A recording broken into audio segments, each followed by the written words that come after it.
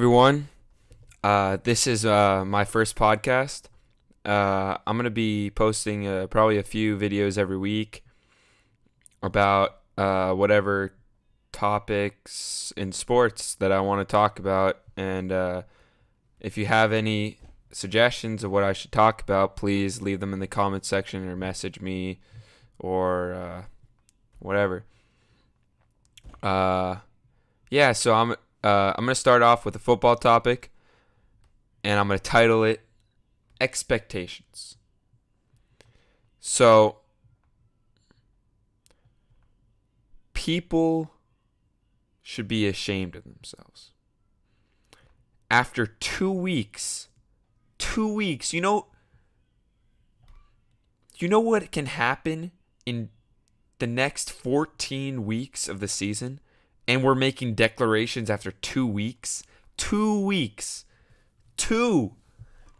It. And I'm talking about Patrick Mahomes and Ryan Fitzpatrick right now. There are some other things that people aren't making, but I won't touch on that right now. So I'll start with Ryan Fitzpatrick. Every year, every team he goes to, he'll have some really good games. He is a NFL quarterback, and he's a good one, but he's so streaky. He'll have some good games, and then he'll have some terrible games. He'll have a streak of great games, and then he'll fall back to earth. And that is exactly what's happening now. Can we just pump the brakes? I know he's never played this well, 400 yards and 4 touchdowns. But to expect him to do it again, it's kind of ridiculous, right? It's kind of ridiculous. I don't know why. I don't know why we have it. I don't know why we're making these expectations. And then for Patrick Mahomes, he is going to be a great NFL quarterback. Probably. 10 touchdowns in 2 games is insane. Insane. But let's think about the weapons he has. He has Tyreek Hill, Sammy Watkins, Travis Kelce, Chris Conley, Kareem Hunt. I mean, that's a fantasy lineup right there. That is a fantasy lineup. And then he has Andy Reid as coach. He's got it made. But he's also really talented. He has probably the second best arm in the league behind Matt Stafford. He is amazing. Probably. But it's been 2 weeks. 2 weeks. Ickey Woods was amazing one season, cut the next. We've seen it happen so many times to be this naive. Rookies fall off sometimes. To judge them and say they've already made it after 2 weeks is ridiculous. To say that Patrick Mahomes has a brighter future than Carson Wentz is ridiculous. Carson Wentz was the MVP last year, and I'm a Brady fan, and I'm saying that. Had he not gotten hurt, they would have still made the Super Bowl. I don't know if they would have won, probably, because winning a Super Bowl takes some luck, and then Belichick benching Butler, but you never, whatever. To say that he has a better future than him is ridiculous. Can we pump the brakes, please? Please. I need to see more. I need to see more out of these players before we start making these judgments. It's been 2 weeks, guys. 14 weeks left. 14 weeks left. And we're writing Patrick Mahomes as Joe Montana, as Tom Brady, as Peyton Manning. Let's hold off, please.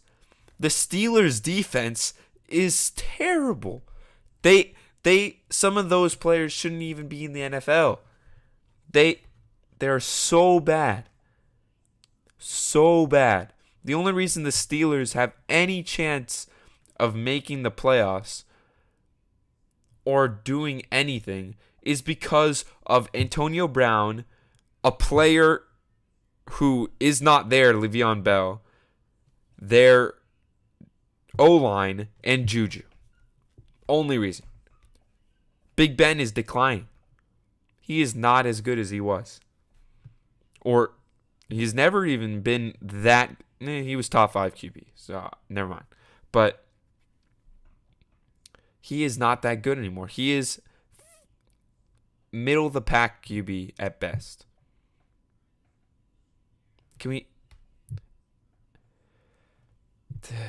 I'm getting off track. Patrick Mahomes probably will be great. Probably. But I do not know yet. I don't know. All right, before we get into another football topic, let's talk Jimmy Butler. The first thing I'll say about Jimmy Butler is he should have came to the Lakers a few years ago before signing that contract with the Bulls. That's just what should have happened. But he decided to re-sign with the Bulls and then got traded to the Wolves. Now, I want to address all the haters first. Jimmy Butler is not a head case. People are saying, oh, he does this everywhere he goes. Oh, he caused problem with the Bulls. He caused problems with the Wolves. I mean, Jimmy Butler, Andrew Wiggins is one of my favorite players in the NBA. Jimmy Butler is one of my favorite players in the NBA. I like Karl-Anthony Towns a lot. Jimmy Butler made himself. He was homeless, brought himself to probably being a top 15 player in the NBA. The best, maybe top 10. The best two-way shooting guard in the league. No question. You could say Klay Thompson. I disagree, and you'd be wrong. If Jimmy Butler says that players aren't working hard enough or don't have the right mentality, they don't have the right mentality. And to discredit the Bulls situation, I mean, that whole organization was just terrible. They had to fire their coach. They had to hire a new GM.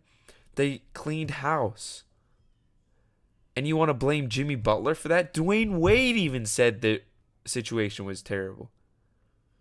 And you want to blame Jimmy Butler for that?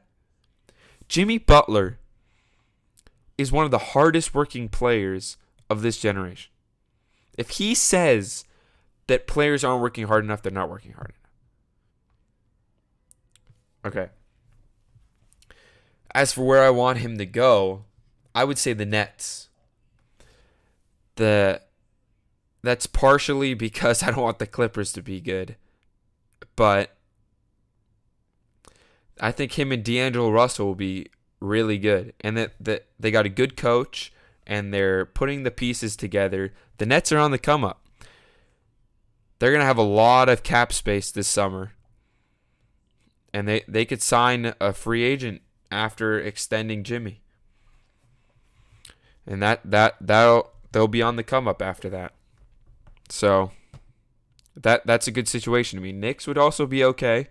If they could get Kyrie. You get Kyrie, you got Jimmy Butler, you got Kevin Knox, and you got Kristaps. That's a good team. That's a good team. I don't know about Kevin Knox yet. We have to see. Again, he's a rookie, so we have to get a little bit of a resume. As for the Clippers, sure they have a lot of cap space, but I don't really see another star there to help Jimmy Butler get them to where they need to go. And Jimmy Butler is no player in the league, not even LeBron, is good enough to compete without another star in today's league. That's just how it is. That's what the Warriors created. It's what LeBron helped create.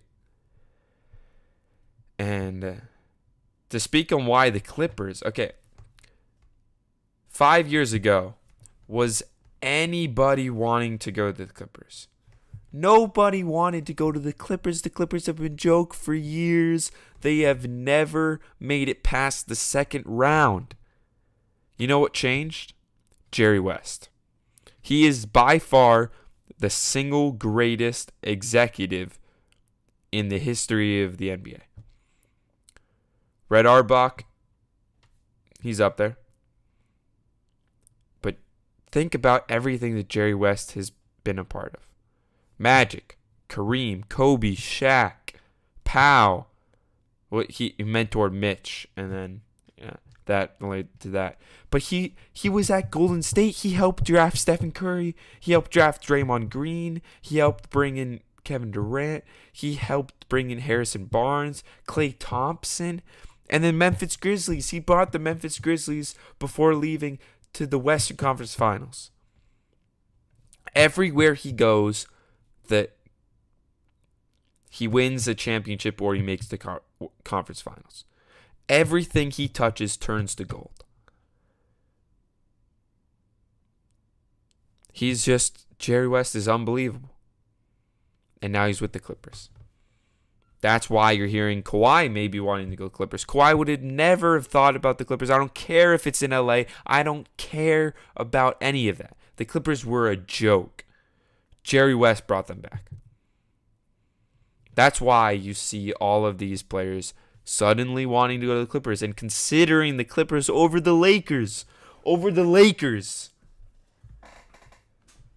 16 championships, and now all of a sudden they're considering the Clippers.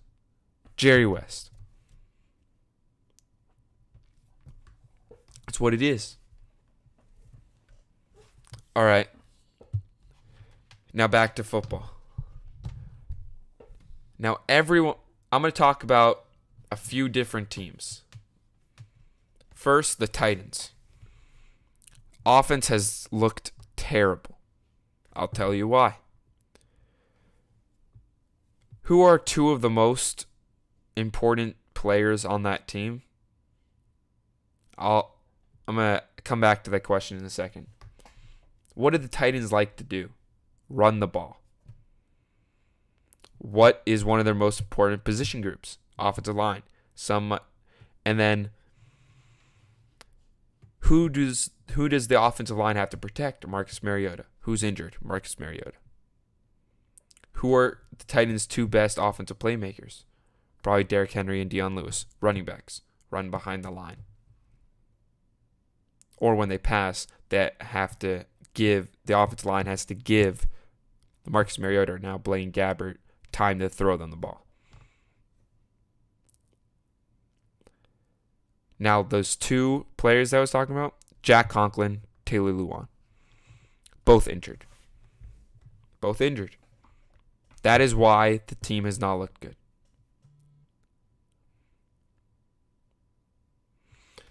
But also, last game, how are you going to pay Dion Lewis that much money and then throw him the ball once?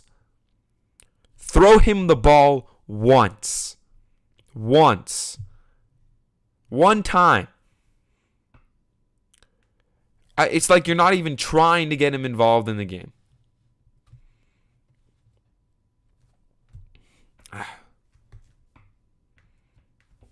The offensive coordinators in this league, so far this year, have not looked good. I'm going to bring up a few examples. The Titans I brought up. The Cowboys offensive coordinator.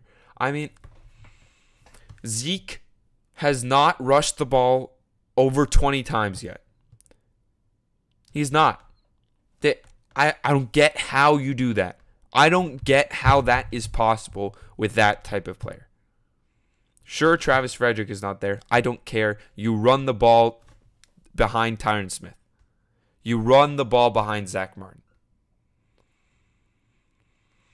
Also, why is Zeke not being involved in the passing game? Why? You see Le'Veon Bell gets so many. He's the second leading receiver behind Antonio Brown on the Steelers last year. The second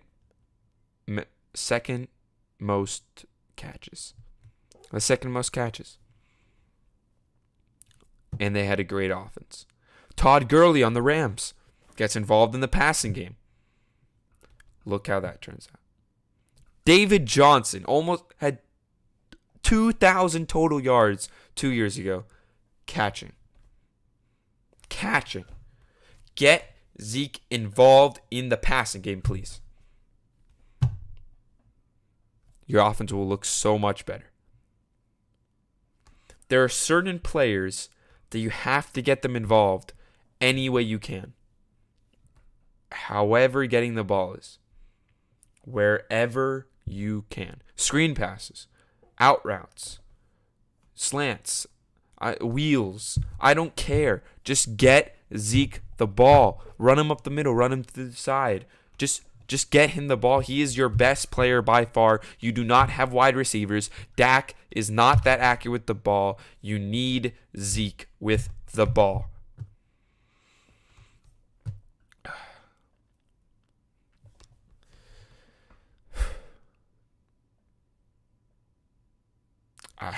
Makes me angry. Another team that needs offensive coordinator help. They just hired a new one. The Seahawks. You could say, the offensive line has been terrible. It has. Probably, with the Texans, probably the worst in the league. Yep.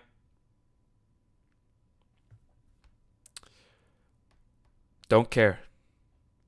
The play calling has been terrible.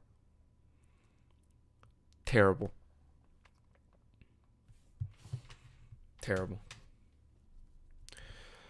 All right.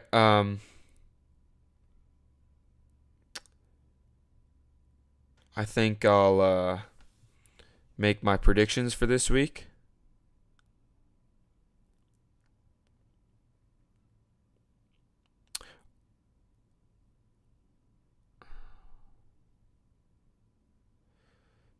Just pulling up the games on my phone.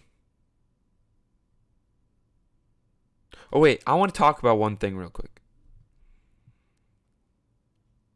Actually, before I do that, I'll bring up another team that needs offensive coordinator. Why does Steve Sarkisian still have a job?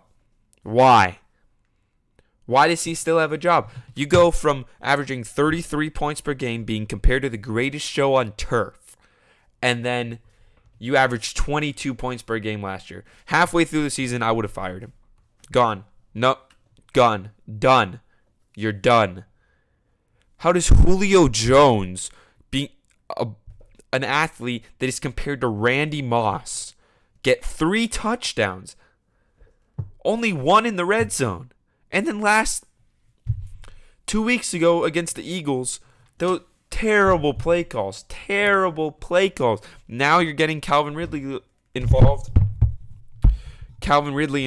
You're looking a little better. Your job is getting a little more secure.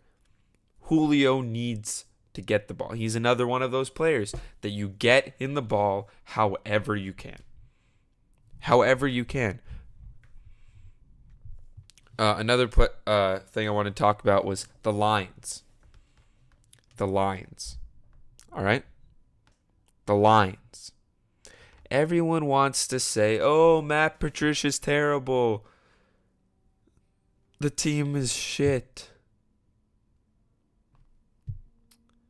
I mean, pardon my language. It's been 2 weeks. Sure, they're going to lose this week against the Patriots, but it's mentor versus mentee. It's like that was expected. They needed to win at least one of these past 2 games. I agree. You can't start 0-3. They probably should have won both. But the Jets were better prepared. Todd Bowles better prepared. He's more experienced as a head coach. You cannot make these kind of judgments after 2 weeks. The Lions will bounce back after going 0-3. Just how it is. All right. Now I'm going to make my predictions.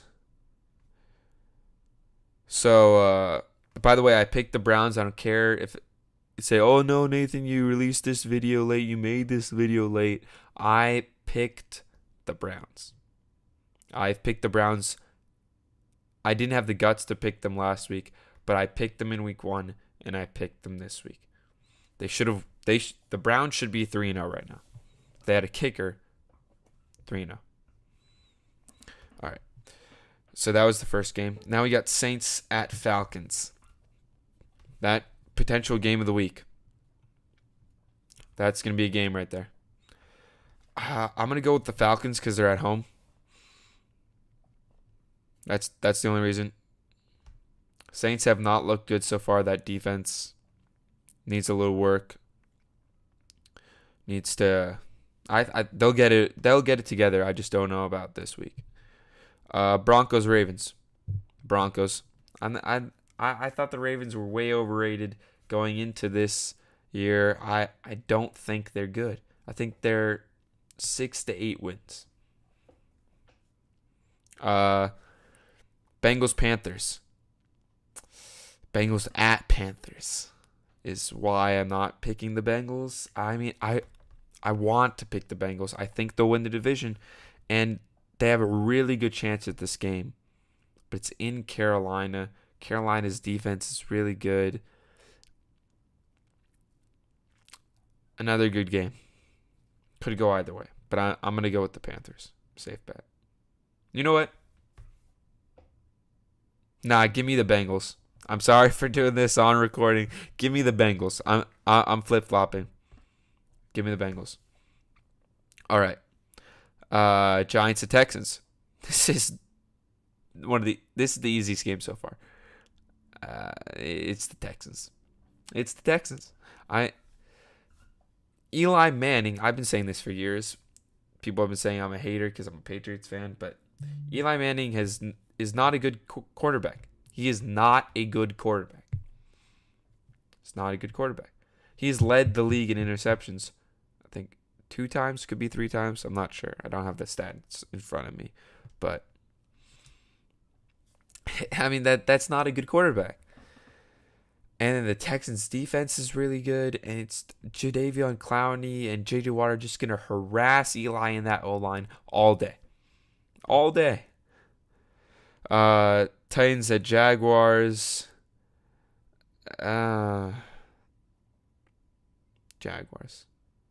Jaguars are, hey, they're really good. They are really good.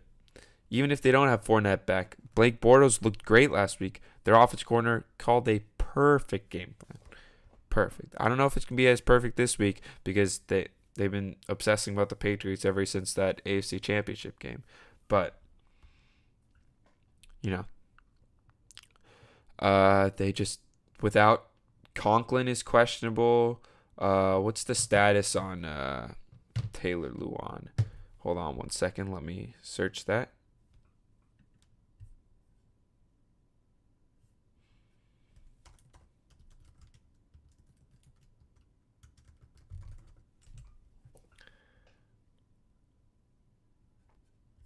Also out.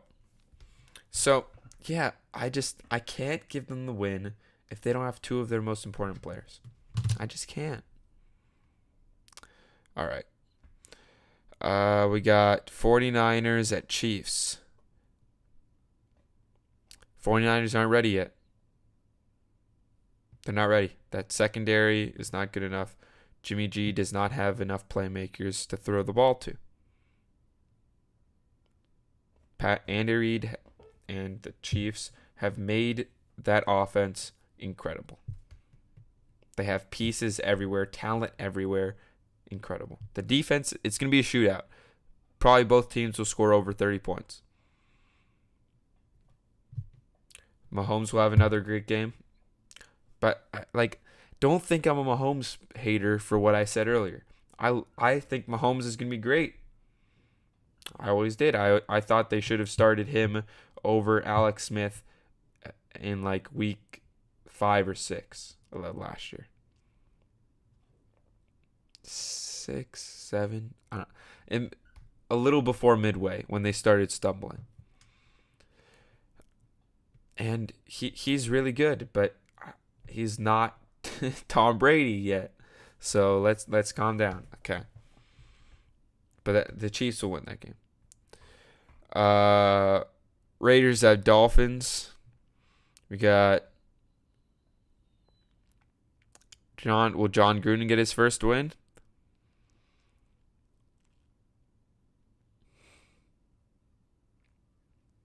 As you can see, I'm making these picks right on the spot.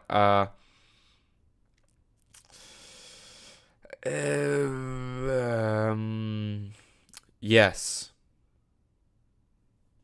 I know they got yeah. The Dolphins don't have a great offensive line, so the Raiders' lack of pass rush won't be that big of a deal. Raiders' defense has looked good. Gruden is coaching them well. They're playing hard. I'm gonna go Raiders. I'm gonna go Raiders.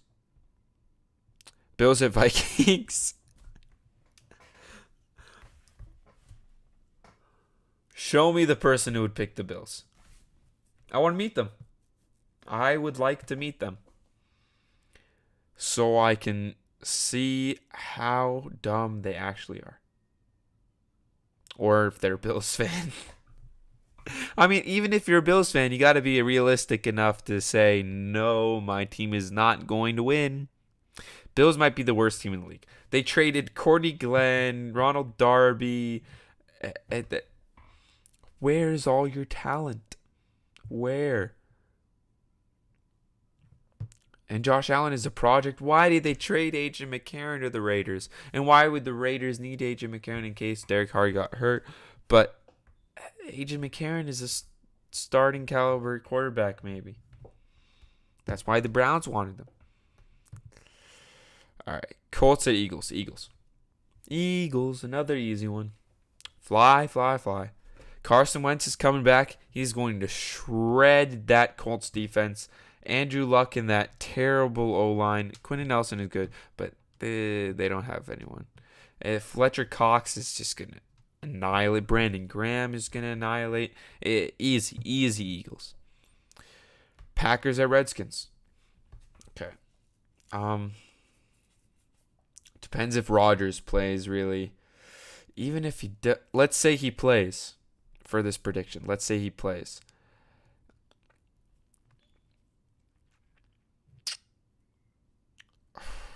Redskins have looked good. And the Packers really have nothing but Aaron Rodgers. I hate to do this, but I'm picking the Redskins. They're at home. They've seemed to put it together on Alex Smith. I think the defense can stop the Packers enough, and Alex Smith can not turn it over against that terrible Packers D. Yeah. Chargers at Rams. Moving on. Rams, by the way. Cardinals. Bears at Cardinals. I'm picking the Bears. Khalil Mack is going to shred through that terrible offensive line. Terrible. Yep. Cowboys at Seahawks.